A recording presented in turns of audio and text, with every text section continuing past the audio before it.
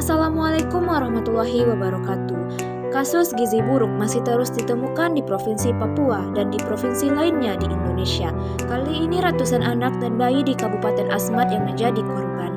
Kondisi ini menggambarkan sebuah ironi dan kondisi yang mengkhawatirkan di Indonesia. Lantas, apa peran SKM dalam mencegah kekurangan gizi dan apa kontribusinya dalam pembangunan? Berikut penjelasannya.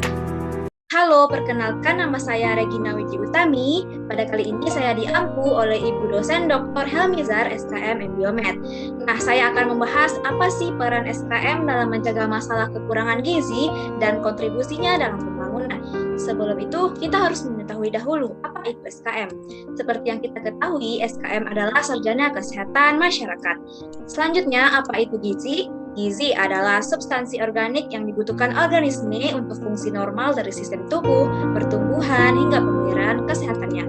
Lalu, masalah kekurangan gizi. Kekurangan gizi ini gangguan kesehatan serius yang terjadi ketika tubuh tidak mendapat asupan nutrisi yang cukup, kekurangan energi dan protein. Selanjutnya, kita akan masuk kepada masalah gizi. Berkaitan dengan gizi di Indonesia, Indonesia adalah negara yang mengalami dua masalah gizi sekaligus. Yang pertama, kekurangan gizi, yang kedua, kelebihan gizi. Selanjutnya, apa sih masalah gizi di Indonesia? Yang pertama, stunting, seperti gambar berikut. Masalah stunting ini diakibatkan karena kurangnya asupan, yaitu gizi kronis karena kurangan asupan gizi dalam waktu yang cukup lama pada anak, sehingga pertumbuhan anak tidak sesuai pada standar usianya, terlihat dari tinggi badan mereka yang tidak mencukupi standar pada usianya. Lalu, masalah gizi berikutnya adalah KEP, kekurangan gizi protein, yaitu tidak mendapat gizi atau protein yang cukup lama pada anak. Selanjutnya, kurang vitamin A pada anak, disebabkan oleh kurangnya asupan vitamin A yang memadai. Selanjutnya yaitu anemia gizi besi pada anak. Selanjutnya ada masalah gaki atau gangguan akibat kurang iodium pada anak.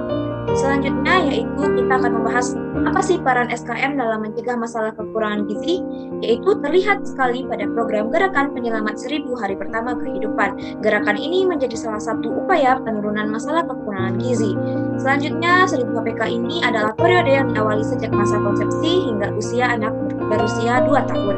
Periode ini disebut juga dengan periode emas karena yang menentukan kualitas hidup sang anak dan di masa depannya.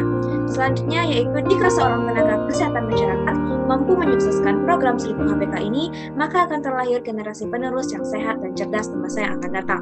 Selanjutnya, peran SKM secara promotif dan preventif juga terlihat, seperti SKM berperan langsung sebagai tenaga kesehatan yang memberikan pelayanan promotif kepada masyarakat dengan memberikan informasi pentingnya gizi seimbang, merancang, merencanakan, serta mengimplementasikan program penanggulangan gizi. Selanjutnya, memberikan contoh dan bimbingan kepada lingkungan tentang program-program yang dapat dilaksanakan untuk mengatasi kekurangan gizi ini. Yaitu selanjutnya peran promotif dan preventif, yaitu mengajak masyarakat menyukseskan program-program dari pemerintah, melakukan sosialisasi, melakukan kegiatan yang bertujuan mengecek status gizi dalam masyarakat, memberikan penyuluhan kepada ibu hamil dan juga makanan yang sehat. Selanjutnya yaitu peran SKM juga mengacu pada gerakan Sense Movement seperti yang terlihat pada video berikut dan slide berikut ini. Sarjana kesehatan masyarakat dapat beraktualisasi dalam upaya kesehatan seperti upaya promotif dan preventif tadi. Maka dari itu, program-program bermanfaat bagi masyarakat sangat diperlukan dan untuk meningkatkan kualitas hidupnya. Peran SKM secara preventif juga dapat terlihat dari hal berikut ini. Lalu, kontribusi SKM dalam pembangunan yaitu SKM sebagai perancang dan perencana pelaksanaan program kekurangan gizi ini, lalu sebagai evaluator atau peneliti sebagai promosi kesehatan tentang pentingnya gizi seimbang, SKM sebagai penyuluh dan sosialisasi kesehatan agar kekurangan gizi ini tidak terjadi. Lalu, sarjana kesehatan masyarakat juga harus memiliki kompetensi yang potensial untuk memecahkan masalah-masalah, terutama masalah kekurangan gizi pada masyarakat.